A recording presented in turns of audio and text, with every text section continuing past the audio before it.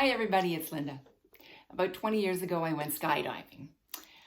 When you go skydiving, they spend hours with you on the ground preparing you for what it's going to feel like when you're falling through the sky. They spend hours teaching you that this symbol means straighten your legs. Boy, did we know that this symbol meant straighten our legs. And then you go in the airplane and you go 10,000 feet in the air and you jump out of the airplane and you're falling through the sky at a very fast pace. Now someone is attached to you, so you're pretty sure you're not going to die. But the feeling is one of not being able to breathe. When you're going so fast, you are struggling to catch your breath. And not being able to breathe is probably the most scary thing for your nervous system. So anyway, it lasts about a minute and a half. You're on the ground. It takes about a week for your body to feel normal again. But honestly, I can't tell you how many weeks or months or even years it took me to realize, in hindsight, that the person who was flying in front of me, who was videotaping me, was probably urgently sticking his fingers in my face, trying to get me to recognize that I should straighten my legs. I have no idea whether I straightened my legs. I was not consciously aware of whether I was straightening my legs or not, because all of my nervous system's attention was going to making sure I was not dying, making sure I could get breath into my body. Why do I tell this story? We're talking about couples today.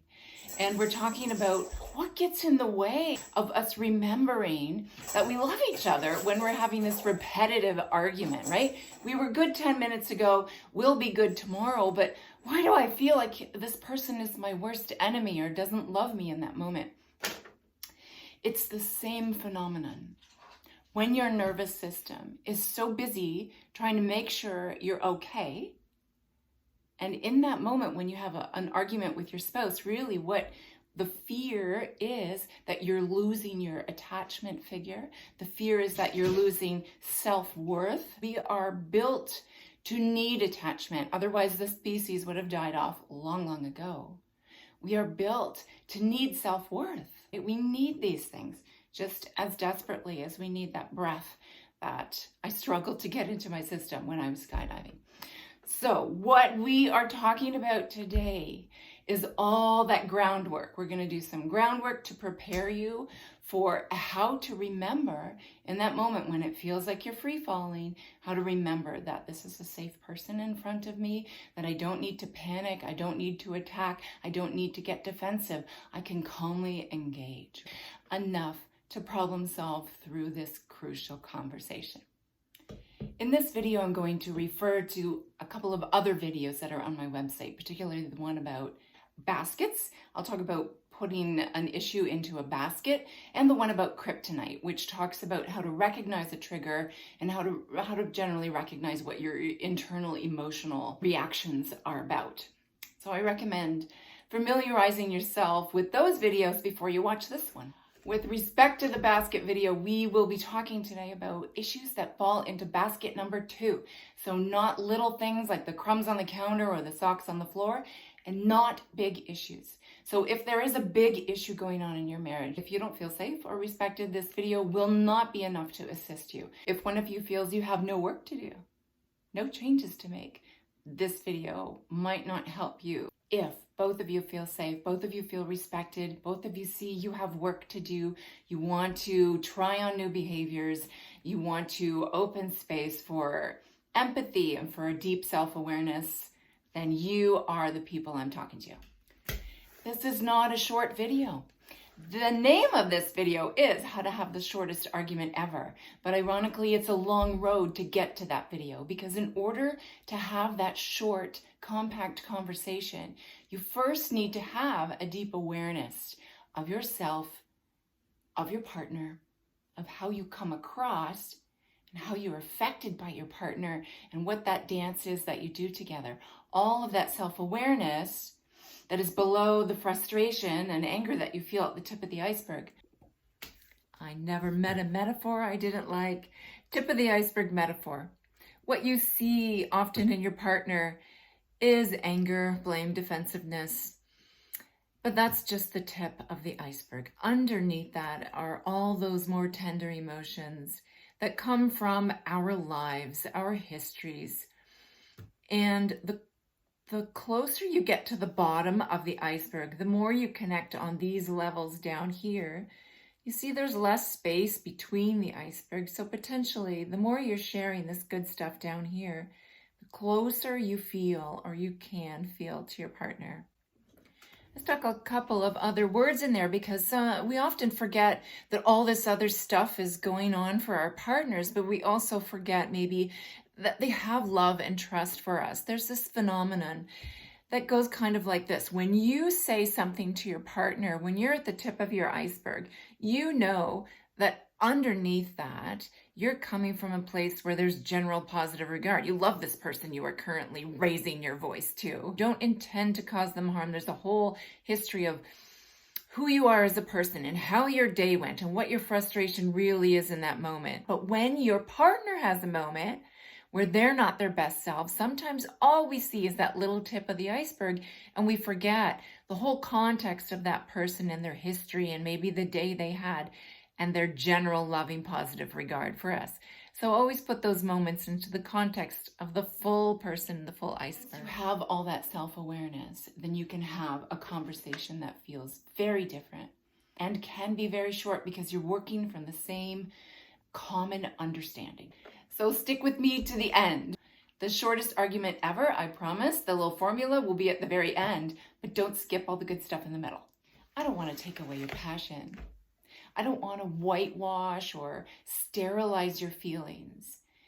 When we care about someone and we feel like we're not heard or we're struggling to understand each other, there is heightened emotion. I don't want that to go away. That's always going to be there.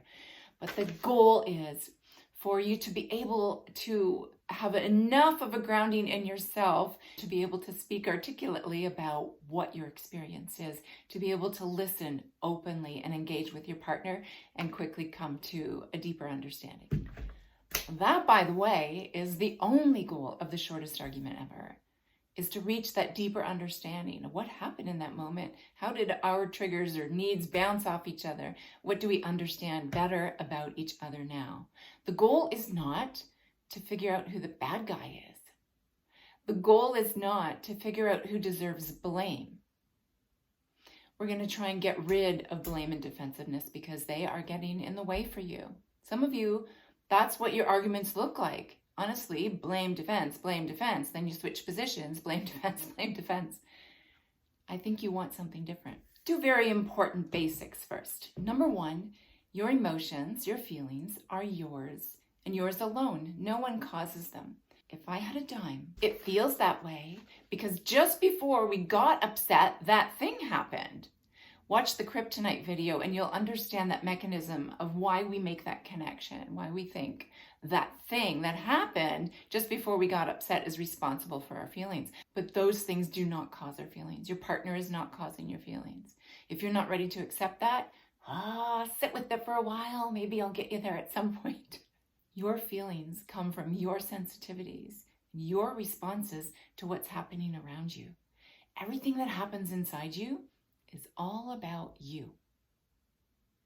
Everything that happens outside of you, including in your partner, has nothing to do with you.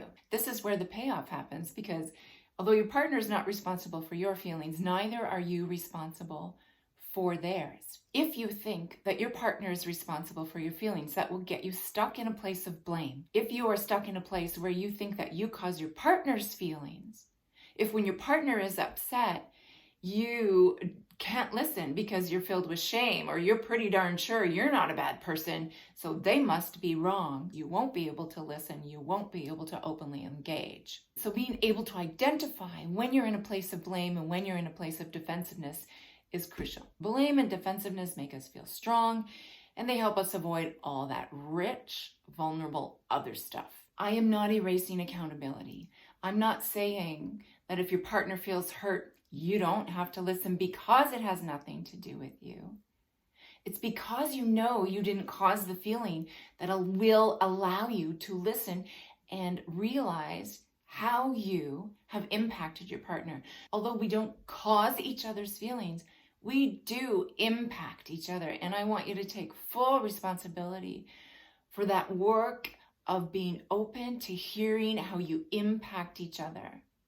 And that's with benign stuff.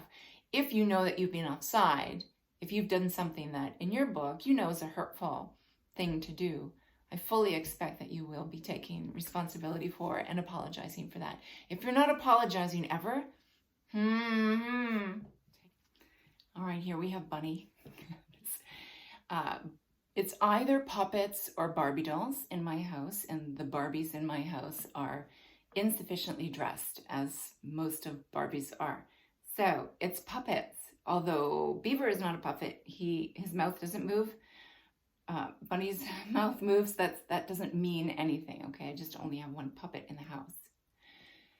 We're going to use Bunny and Beaver and a situation that Bunny and Beaver were in to illustrate how a couple can start with defensiveness and blame and anger and then do the work to take that deep dive down to go to the other levels. Just for simplicity's sake, Bunny's cis female and Beaver's cis male.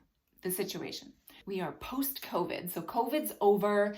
They can finally go out into the neighborhood, hang with their friends, let loose, have a couple of drinks.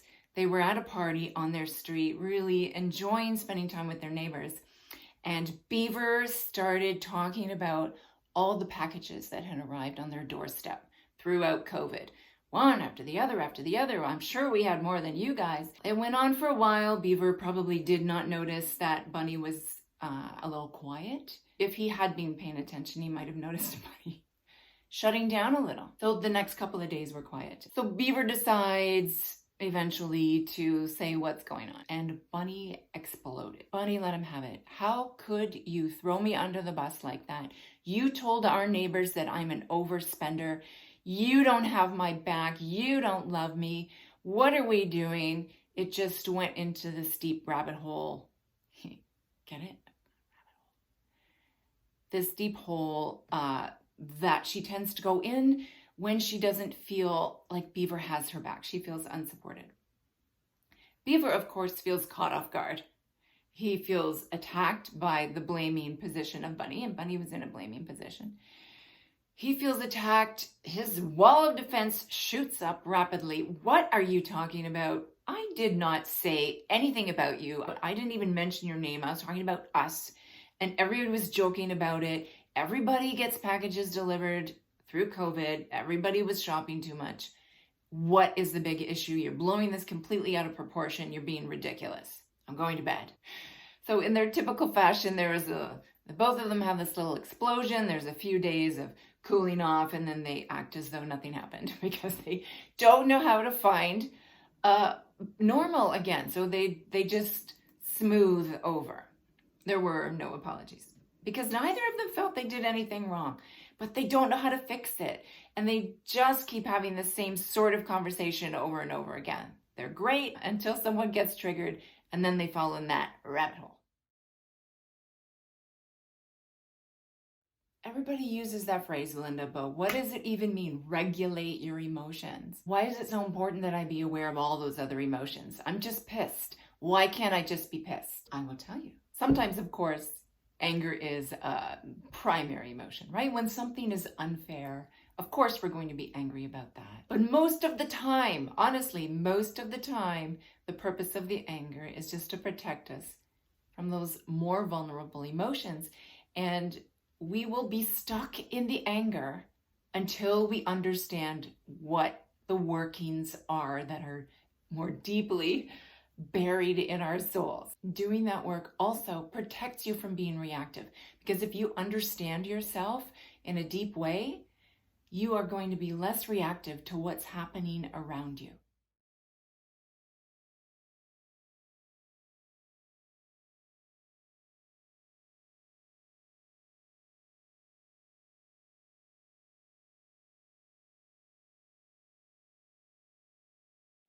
The benefit of the doubt. Most of the time, when we feel hurt by someone we love, it's not intentional. We're just being our clumsy selves. Maybe we forget to be sensitive, or we've had a bad day, or we're hungry. We forget to be careful about how we come across. We don't want to be walking on eggshells, being super careful about how we come across all the time. There's got to be some cushion, right? So there's got to be some room for tolerance of mood. So giving your partner the benefit of the doubt that they did not intend to hurt you is pretty crucial.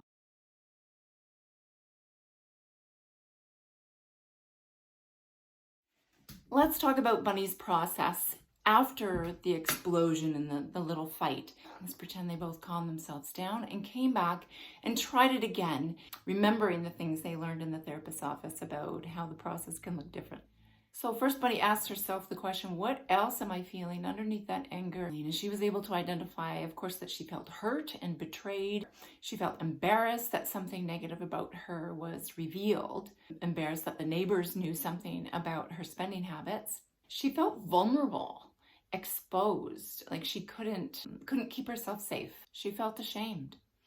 And Bunny's shame was very connected to an earlier time in her life when she did have some serious spending habits, and she actually went through bankruptcy because she didn't know how to manage money when she was young. And Bunny carries a lot of shame about that time in her life. That was before she knew Beaver. She told Beaver about that.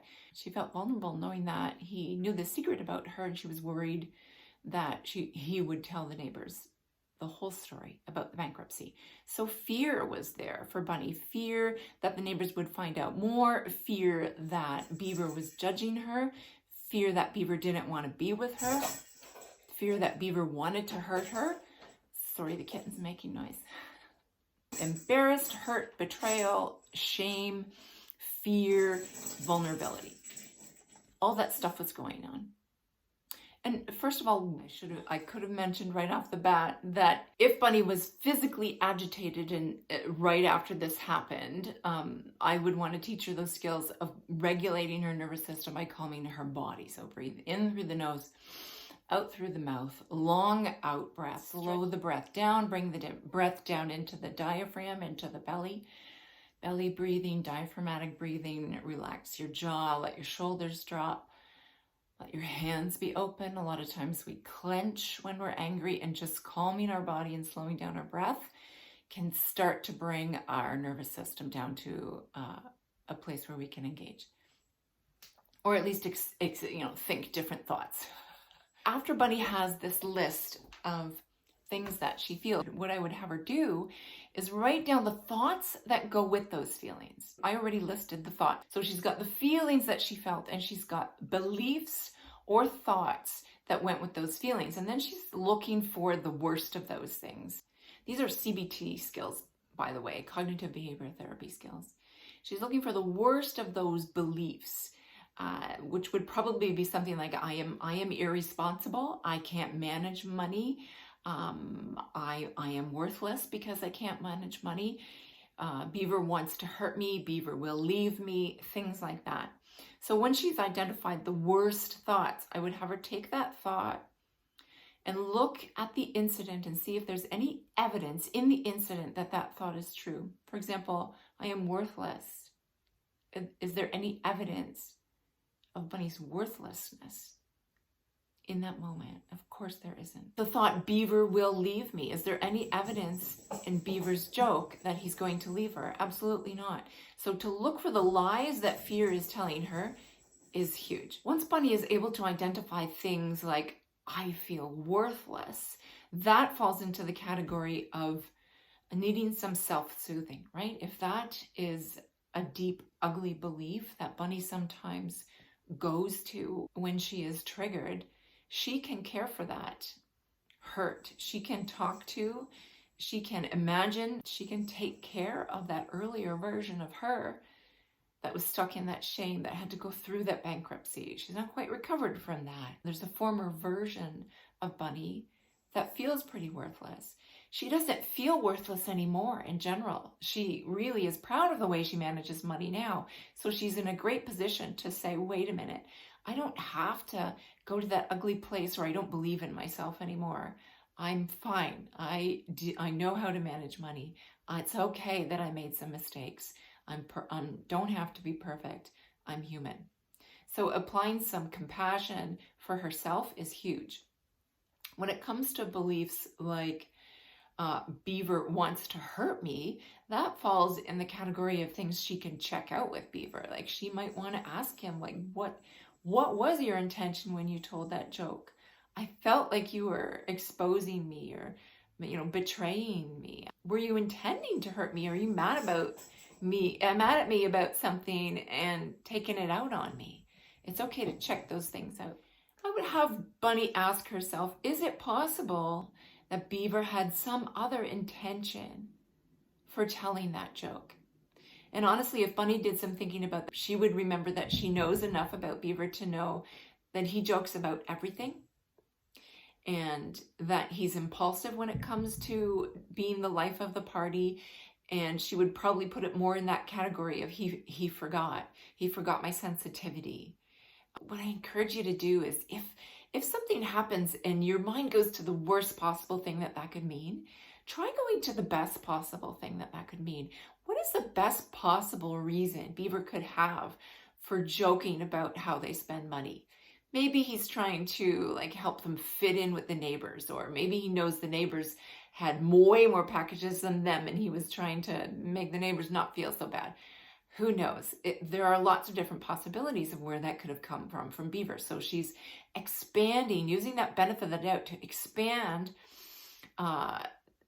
her ideas about where that could have been coming from for Beaver, instead of it being this narrow, he's trying to hurt me thing. I would also want Bunny to think about her reaction, about how she handled it when she talked to Beaver about this. How does she think she came across?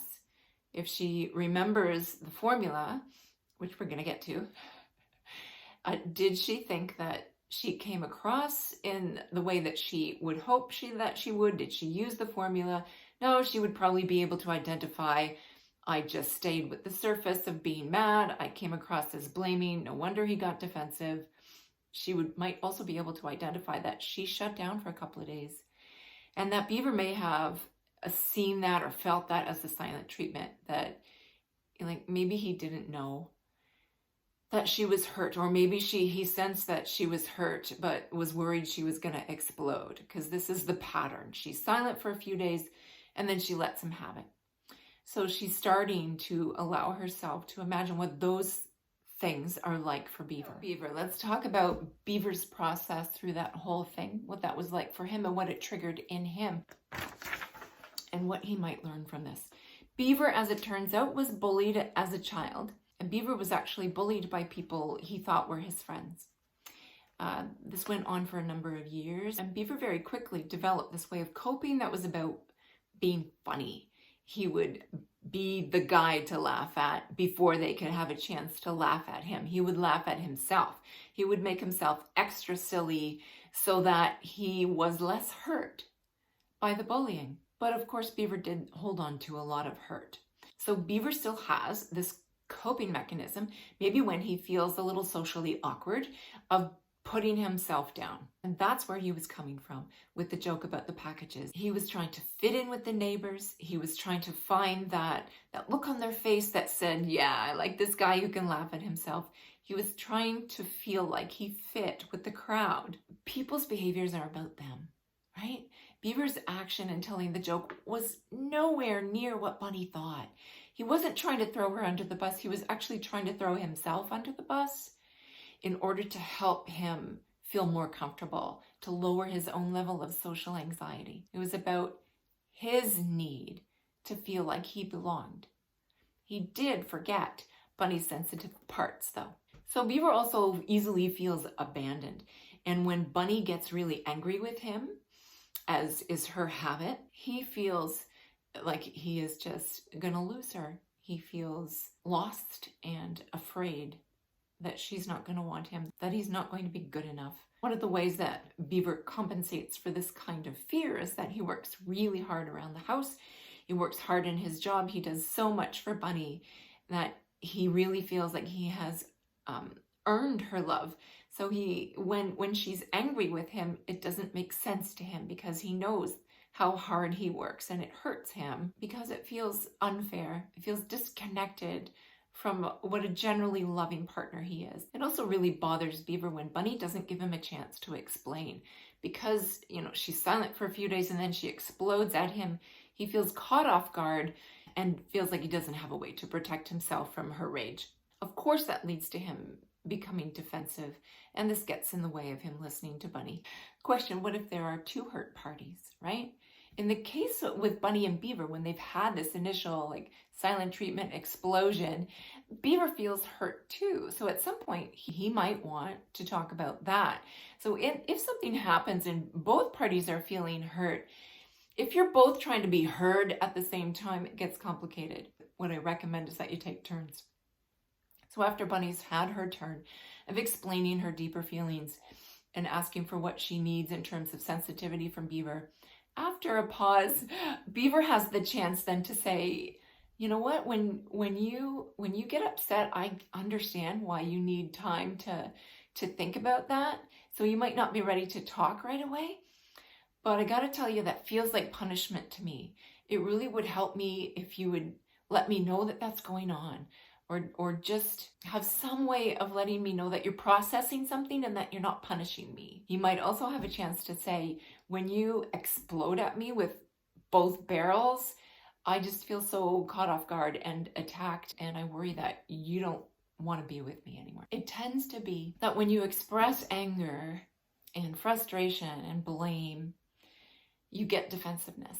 But when you express any of those feelings that are underneath, the hurt, the embarrassment, even the betrayal, the shame, the fear, you are much more likely to be heard, you are much more likely to be understood by your partner, and you're much more likely to get that reassurance that you're looking for. Once Bunny does all that work, understanding her reaction, she has to decide which basket to put this issue in. She could put it in basket 1, where she says to herself, I want to develop a thicker skin around this issue of me and money. I don't want to be reacting to Beaver just telling a silly joke. Don't want it to be a big deal. She could also decide to put it in basket 3. If this has come up a lot in the past, if she has said to Beaver, please do not joke about money and me, that is my sensitive spot. You can tease me about all kinds of other things, but not about money. If Beaver clearly knew that that was going to hurt Bunny, then it might be a basket 3 item. It might feel really disrespectful to her. All right, so at this point, you have an understanding of what the work is from both positions, right? That deep understanding of what your reactions are about, and that readiness to be open to listening to your partner, knowing that what they're talking about is them, not about you. How can I be available to listen? So we get to the part where there's this little formula that you can use now because you understand each other. Formula goes like this. When X happened, I felt Y. When you joked about me and spending, I felt like my worst parts were being exposed. You've already established that when someone says something like that, they know that you're not causing their feelings. They're just owning their reaction. When that happened, this is the response that I had. It's information about me that's important to you. Please care about that information. That doesn't mean you're never going to joke about me and money again. You're going to slip up. It doesn't mean I'm never going to feel hurt again. But try to understand me. When X happened, I felt Y. There also could be added at the end, I need sometimes an apology. I need a little more understanding around that sore spot for me. Do you see how that comes across completely differently than, how could you? You don't love me, blah, blah, blah. I'm so mad. When that happened, I felt exposed, and I need some more sensitivity around that issue. Do you see how that's easier to hear? It's more clear. Hopefully. There's no guarantee, by the way. There's no guarantee that defensiveness is not going to pop up as soon as it's evident that there's some emotion. For many of us, that defensiveness comes leaping in immediately. So the hurt party does their work. They put it in a basket. They decide what level of communication is going to happen. They use the formula that fits. Party B listens and indicates whether they understand or whether they need more information in order to understand, right? There doesn't have to be a response. For Beaver, it's nice to say, I get it, I hear you. You can talk about what you expect or hope from each other in those moments. And that's it.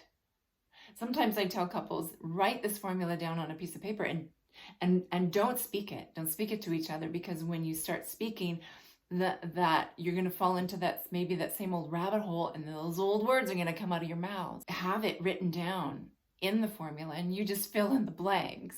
When X happened, I felt Y, and then 2 little boxes. Check either I understand or I need more information. Of course, there can be more words. There can be more words of curiosity. Help me understand that. Say more about that. But what you don't want to do is to get stuck back in that cycle of blame and defensive, right? Just stay at that bottom part of the iceberg way, where you're understanding each other in a deeper way.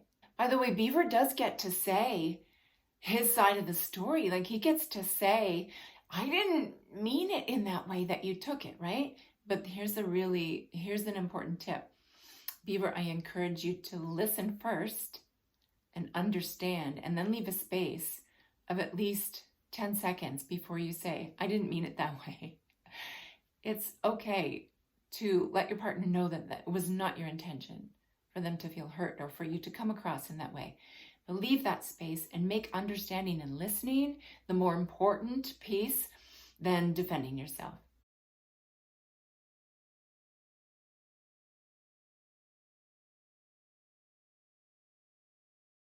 If you've done the work that Bunny did and you use the formula and your partner is defensive and not listening, what I recommend is staying in that broken record place where you say, I'm not sure you understand. I don't need you to feel bad.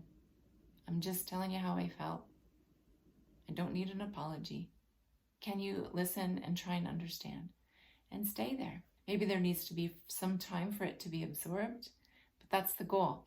And if beforehand you've decided together that that is always the goal, to listen and understand, you'll get there quicker. Okay, so we've done our on-the-ground training, but there's going to come a moment when you're flying through the sky at a very fast speed, and your nervous system is going to react. Fight, flight, freeze. You're going to stray from your goals to listen to each other and calmly engage. That's okay. The fact that you've established this intention with each other, that you intend to do it a different way, is money in the bank, and that will help you. And there are ways to remind yourselves of your intention. You can write up a written understanding. This is the way we want to have these discussions. And then person A would read it before they enter into that phase. You can have a symbol. You can use this symbol, straighten your legs, and it means let's be gentle with each other. You can use this kind of a symbol, heart. Let's treat each other with tenderness. We want to listen to each other. This is safe. This is safe. You can write a letter to yourself from the you that adores your partner to the you that gets totally pissed off with them. What do you want that you to remember? You can also simply practice regular self-reflection. When am I being triggered? What's going on deep inside me? How do I think I'm coming across to my partner? Ask yourselves those questions regularly, and your deep understanding will work for you. Good luck.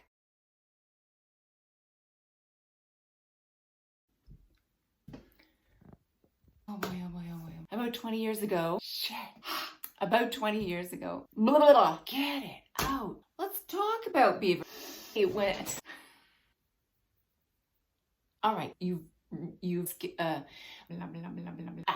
No, don't say that. Puppet time. Okay, I will tell you. Heart. Take a look at yourself. The situation.